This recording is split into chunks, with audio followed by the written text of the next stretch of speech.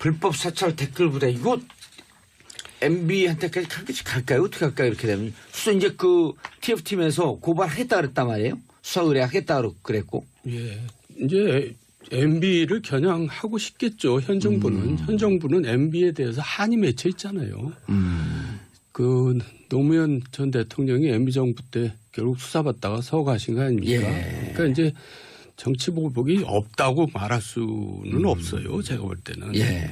그런데 이제 MB가 또 굉장히 뭐라 그럴까 신중하고 아주 뭐 좀 영리하다 그럴까? 그러니까 이제 빠져나갈 구멍을 다 만들어 놓고 일하는 사람이에요. 그러니까 이게 직접 엮기에는 그렇게 쉽지는 않아 보여요. 그러니까 이제 흔히 하는 우리가 같이 일을 해봤지만은 책임은 다 밑에 사람한테 이렇게 넘기는 스타일이거든요. 근데 국정원장이 이걸 독단적으로 했다고 볼 수 있어요? 저는 결국은 이제 원세훈 전 원장이 어떻게 진술하느냐에 따라 달린 문제라고 보여지거든요. 그러니까 통상은 이런 일이 벌어지면 뭐 예를 들면 자기들이 결과적인 그 일한 거에 대한 보고서는 올리지만 뭐 이런 걸 협의하지 않는다라고 하면서 소위 이제 주군에 대한 의리를 지키려고 노력하는 게 통상의 관계라고 봐야죠. 예. 근데 이제 원세훈 전 원장이 어떻게 진술할 것인지에 대해서는 저희도 예측 불가다라고. 스타일을 잘 아시잖아요, 원세훈. 그러니까 지금 상황이 지금 스타일로만 판단하기가 어려운 상황이니까요. 근데 묘한 얘기가 두 개가 엇갈리는 얘기를 했어요. 한 번은 재판받을 땐 내가 독단적으로 한 일이다. 그러니까요. 근데 이제 최근에 와갖고는 이제 이 문건이 나오니까 국정원장이라고 하는 게 그렇게 혼자서 하는 일은 아니다. 그러니까 이번 재판에서는 결국은 이제 결심이 이미 된 상태고 예. 8월 30일 날 선고를 하게 그렇죠. 되잖아요. 예. 그래서 이 사건 자체를 추가로 기소하거나 할 수는 없어요. 왜냐하면 그 피의자의 반론권 문제가 부장이 안 되는 문제니까 예. 결국은 이제 이번 판결에 영향을 미치는 걸로 끝날 것이고 다만 별도의 이제 추가 기소라든지 기소. 뭐 이럴 때 이제 어떻게 할 것인가의 문제인데 저는 그 명료하게 뭐 대통령이나 청와대가 개입했다라는 증거가 나오지 않는 이상은 전직 대통령을 바로 조사하려고 하는 것 이거는 쉽지 않다. 쉽지도 않고 바람직하지 않다라는 거죠. 그러니까 예전에 과거에 우리 전직 대통령이 조사를 받은 사례가 많이 있지 않습니까? 그렇죠. 예를 들면 뭐 전두환 노태우 정부는 당연히 구속이 됐던 예. 경우고 그리고 이제 노무현 대통령 그 수사하다가 문제가 됐던 건데 그래서 적어도 그러니까 이번에 예를 들면 박근혜 대통령은 명료하게 문제가 됐으니까. 그렇죠. 그래서 전직 대통령이 책임져야 될 명료한 자료 증거가 나왔을 때는 불가피한 문제지만 그렇지 않을 때는 상당히 대통령에 대한 조사는 신중할 필요가 있다. 그리고 원세훈 전 국정원장도 바로 그렇게 직접적으로 증언하기는 쉽지 않을 것이다. 저는 뭐 그렇게 봅니다. 알겠습니다. 자, 그런데 정도원 의원님 네. 조사는 불가피하겠죠? 그러겠죠.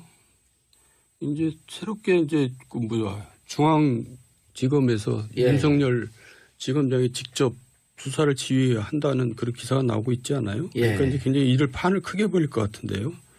그러니까 조사가 불가피한 이유가요. 저는 이번 과정을 통해서 이제 국정원의 잘못된 관행이 되풀이 되는 것들이 정말로 끝나야 된다고 생각하거든요. 역대 대통령이 계속 처음에는 안 하겠다고 그러면서 자꾸만 유혹을 느끼는 거예요. 예. 그렇게 민주화 인권에 충실했던 김대중 대통령조차도 나중에 이제 이 도청 문제에 옹매였단 말이에요. 그래서 이번에 완전히 끌어버리는 계기가 되기 위해서라도 철저하게 조사가 돼야 되고 예. 또 한 가지는 지금 이 정도 국정원이면 사실은 일을 제대로 하는 게 아니라 아주 촌발 날리는 거거든요. 다 드러나는 거거단 말이에요. 그렇죠. 그럼 외국에서 우리 국정원 한국의 최고 정보기관을 판단할 때 도대체 쟤들은 어떤 수준이냐. 쟤들하고 우리가 협의를 해야 되냐. 그러니까 국가 안보나 국가 안위를 위해서도 도저히 이렇게 수준이 안 되는 짓을 하고 있는 정보기관이 도움이 안 된다는 거예요. 아마 제가 보기에는 이 정도 수준이면 웬만한 우방국의 정보기관이 니들하고는 정보공유가 좀 곤란하다. 아하. 니들 알아서 해라. 거의 이 수준이라고 봐야 되는 거예요. 그러니까 그렇게 보니까 심각하네. 적폐를 청산하는가 동시에 국정원이 제대로 된 역량과 역할을 할 수 있게 위해서도 이번에 분명히 정리를 해야죠. 국정원이라고 하면은 보통 다른 나라 그 정보기관하고 정보공유를 하잖아요. 그럼요. 근데 이런 사건을 보면은 신뢰가 완전히 떨어졌다? 떨어진 정도가 아니라 뭐 같이 못할 것 같은데요. 그러니까 정치나 선거에 개입을 해도 좀 수준 높게 해야지 무슨 댓글 부대 이런 진짜 치졸하게 짝이 없는 방식으로 이제 하고 앉았고. 그래서 궁금한 게, 예. 자, 국정원이 국내 정치에 개입하지 않는다. 그럼 사람들이 이제 좀 헷갈리는 부분이 있어요. 그럼 정보 취합도 안 할 거냐? 그 어디에서 경계를 봐야 되는 거예요? 그러니까 간단한 겁니다. 그러니까 국정원 개혁이나 검찰 개혁이나 사실 복잡할 거 없어요. 대통령이 권력자가 야 검찰 너 내 눈치 보지 말고 니네들 일 그냥 똑바로 해. 국정원 니네들 내 눈치 말고 일 똑바로 할 일 다 잘해. 그게 검찰 개혁입니다. 꼭 권력자가 개입을 하기 때문에 사적으로 이용하기 때문에 그게 저 이상하게 저 왜곡되고 이상한 일들 벌이고 그러는 거죠. 그러니까 결국 대통령 하기 나름입니다. 근데 이번에 지금 봉도사님 말씀에 조금 문제가 있는데요. 예. 예를 들면 검찰이나 경찰에서는 범죄와 관련된 정보를 수집을 하는 예. 겁니다. 국정원은. 국정원은 실제로 국가와 아니와 관련된 정보를 예. 수집하는 거고 국정원이 예를 들면 뭐 정태근이라는 국회의원이 뭐 이런 거 발언 생각하고 있다더라. 지금 나와 있던 것처럼 뭐 손학규는 이렇고 우상호는 예. 이렇고 안철수는 이렇고 그런 정보를 국정원에서 왜 취합을 해요? 그러니까 국정원의 업무가 아니라는 거죠. 예. 아니 이제 정보 그 보통 기관의 국정원 요원들이 파견 나오잖아요. 그걸 왜 나오냐고요. 그 이번 파견 안 나오겠다 이제까지 그랬거든요. 사실은 IO라고 한 사람들이 그러니까 예. 뭐 좀 센 데 가서는 들범 잡지만 약한 데 가잖아요. 그러니까 삼시사방에 다 가 있단 말이에요. 완전히 심지어는 무슨 뭐 갑질하죠. 보건복지부에도 가 있고 지방의 자치단체도 하고 그러는데 그 사람들의 필요 없다. 눈치를 왜 봐야 되냐고요. 근데 눈치를 보게 만들어요. 왜? 보고서를 이렇게 써가지고 여기 문제가 있는 식으로 보고서를 쓰면 국정원에서 취합해서 또 그거를 그중에 몇 개 골라가지고 청와대에 보낸단 말이에요. 그러니까 자기들이 전혀 자기들 할 일이 아닌데 예를 들면 공직자에 대한 감찰은 누가 합니까? 감사원에서 하면 되는 거예요. 그게 범죄다. 라고 감사원에서 고발하든지 범죄를 인식하면 경찰이나 검찰이 하든지 하면 되는 문제예요. 그러니까 국정원이 될 필요가 재밌는 없다. 얘기가 네. 국정원에서 서울시도 나왔을 거 아니에요? 그 사람하고 원세훈 이제 전 원장하고 친했을 거 아니에요? 서울시 오래 있었으니까. 예. 5급입니다. 이제 원세훈은 국정을 모르니까 그 친구한테 의존하는 거예요. 갖고 국정원장 가서 그 친구를 4급으로 비서실에 데려다가 모든 걸 그 친구한테 다 맡기거나 의뢰하는 거예요. 그래갖고 그 친구가 국정원의 실세가 됩니다. 4급이. 인사를 다 하고 나중에 그 친구가 문제가 됐어요. 그러니까 얼마나 한심한 겁니까 이게. 그런 지경이에요. 사실관계를 들으니까 정말 한심하네요. 그러니까 저희가 그 예를 들면 노무현 대통령 말기에 김만복이라는 분이 국정원장 했잖아요. 근데 그때부터 시작해가지고요. 국정원의 수준이라는 게 도저히 상상하기 어려울 정도로. 그런 데에다가 왜 우리가 그건 1조 원에 가까운 예산을 들여가지고 그것도 상당수는 특수활동비라고 해서 어디다 쓰는지도 모르잖아요. 그렇죠. 이렇게 하면 안 되는 겁니다. 연 9천억 정도가 특수활동비인데 그중에 반이 국정원에 갔다는 거 아니에요? 그러니까요. 그래서 앞으로 어떤 대통령 또는 뭐 그 권력 시스템이 바뀌어서 내각제가 되든 어떻게 됐든 저는 이 정보기관 특히 예. 우리 같이 분단하에 있는 최고 정보기관의 수장을 정말 잘 인선하는 것이 중요하고 그 수장이 된 사람은 권력을 위해서가 아니라 나라를 위해서 일해야죠. 나라를 위해서. 알겠습니다. 각 기관에 파견대에 나와 있던 국정원 요원들 그거 다 다시 불러들이고 파견하지 않겠다라고 이제 송 원장이 그랬거든요. 그게 정상적이다. 당연하죠. 필요 없다. 여러 번 그랬어요. 정권마다. 근데 그게 이행이 안 된 거죠. 이번에 되겠죠. 이번에는 네. 예. 여기 예를 들면 뭐 1년에 30억 썼다고 그러는데요. 예. 그거 갖지 말고 이 컴퓨터 요즘 AI 시대인데 온라인에 그 제대로 정보를 분석할 수 있는 시스템을 갖다 놓는 게 낫죠. 그렇죠. 그 요원들 나가고 그 수공업적으로 그 정보 가져오는 것보다도 소리를 하는 거죠. 도대체. 이제 아날로그식으로 일을 하는 거죠. 예. 자, 알겠습니다. 박종숙님 정치쇼는 왜 다시 듣기 안 되나요? 자, 고릴라 앱 다운받으셨어요. 상단에 고릴라 팟을 누르시면 바로 들으실 수 있습니다. 지난번에도 한번 말씀을 나눴는데 정도원 의원님. 네. 안철수 전 대표 당대표 출마. 그때 아주 혹평을 하셨었는데. 네. 근데 출마해요 결국? 그러니까 이제 이분은 본인을 잘 모르는 것 같아요. 제가 볼 때는 이미 이제 지는 해도 아니고 지는 달이거든요. 그러니까 이제 국민으로부터 각광을 받다가 예. 그동안 여러 번 이제 실망을 주고 이제 거의 사라져가는 분입니다. 근데 뭐 다시 출마 안 되니까 이제 본인의 착각이라고 저는 보는데 결국 뭐 당 대표가 될지는 뭐 몰라도 그 국민의 당은 이제 이상하게 되는 거죠.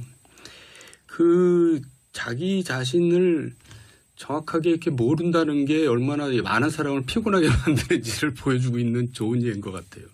저는 좀 제가 이제 안철수를 위한 변명, 안철수를 위한 재언을 한다 그러면, 예. 그러니까 지금 뭐 시기적으로 굉장히 복귀가 빠르긴 하죠. 근데 과거에 이해창 총재 같은 경우도 97년 대선 패배한 다음에 예. 그 다음에 있었던 8월 전당대회 때 복귀를 한 거거든요. 그래서 물론 이제 김대중 대통령은 거의 한 2년 반 이상의 시간을 보냈었고 뭐 이제 이 문재인 대통령도 마찬가지죠. 그래서 예. 근데 복귀의 시기가 빠르냐 안 빠르냐라는 것이 아니라 복귀하는 과정이 자기한테 도움이 되는가 안 되는가가 더 중요한 문제인데 결국은 다시 복귀한다라고 했을 경우는 그 사람의 리더십의 변화가 왔다라는 것을 국민이 인정해 줘야 되잖아요. 그렇죠. 그렇기 위해서 시간을 두는 거란 말이에요. 근데 문제는 지금 이제 안철수 후보가 다시 복귀하겠다고 하는 것 자체가 문제가 아니라 복귀하는 과정에 있어서 그래도 안철수가 상당히 변했다. 그 리더십의 발전이 있었다. 라는 것을 보여줘야 되는데 그것이 전혀 안 보이니까 그러니까 이제 우리 정돈 선배가 자꾸만 땡쳤다. 지는 애다. 이런 얘기를 하는 건데 저는 사람이 변하는 건 쉽지 않지만 결국은 어떠한 명분을 내거든지 안철수 의원이 정치를 계속하기 위해서는 예. 특히 이제 이 대표라는 데 복귀하기 위해서는 내 리더십의 변화에 대해서 국민들한테 실감나게 보여주지 않는 이상은 안 된다. 이런 말씀 당내에서 지금 그 전당대회에서 강력하게 당 소속 현역 의원들이 반대를 하고 있잖아요. 지금 때가 아니다. 그 이제 정돈 의원님하고 그분들하고 생각이 다르든 아니면 그 이유가 좀 다르든 어쨌든 반대하는 세력이 당에서 이렇게 강력하게 존재하고 있거든요. 그리고 언론 보도에 따르면 가장 측근이라고 했던 박선수 의원이 반대하다가 지금 서로 뭐 등을 돌리는 과정까지 갔다 그러잖아요. 그러니까 이분의 가장 큰 문제는 이분 주변에 이제 핵심으로 있었던 분들이 계속 떨어져 나가는 과정들을 반복하는 저는 이분 거예요. 주변에 있던 사람을 그래도 다 아는 편이잖아요. 저는 좋은 얘기를 들어본 적이 한 번도 없어요. 어쩌면 그럴 수가 있을까요? 자기가 같이 모시고 일했던 사람에 대해서 다 이렇게 좋은 얘기도 하고 그러는 건데 예. 한 번도 좋은 얘기를 들어본 적이 없어요. 그러면서 지금 불과 보름 전에 뭐 자기가 이제 뭐 반성을 한다고 그래놓고는 출마를 한다는 게 너무나 좀 앞뒤가 안 맞는 거거든요. 그러니까 한 뭐 반년이나 1년 지난 다음에 야 요새 안철수 뭐 하나? 안철수가 많이 변했나? 뭐 그럴 때 나타나는 그 상식이지 그새를 못 참고 그러니까 내가 볼 때는 마지막 안간 힘을 써보는 건데 제가 볼 때는 뭐 종쳤습니다. 그 아까 이제 그 일부에서 장윤선 기자가 네. 예를 들면 이제 안철수 리더십 관련해서 이제 소통이 부재하다, 예. 뭐 나르시스트적이다, 뭐 이런 말씀 많이 들었는데 결국은 제가 보기에는 정치적 컨텐츠 그리고 예. 정치적 판단 능력의 문제라고 보여지거든요. 이번에도 참 답답한 게 보면은 이제 당의 생존을 위해서 복귀를 한다 이렇게 명분을 내세웠단 예. 말이에요. 그러면서 제3당 다당제 이렇게 얘기를 하는데 예를 들면 바른정당의 이해운 대표조차도 3당이니 뭐 이런 얘기를 하는 게 아니라 자유한국당은 보수가 아니다. 진정한 보수가 될 사람들은 우리다. 바른정당이다. 예. 이렇게 얘기를 한단 말이에요. 예.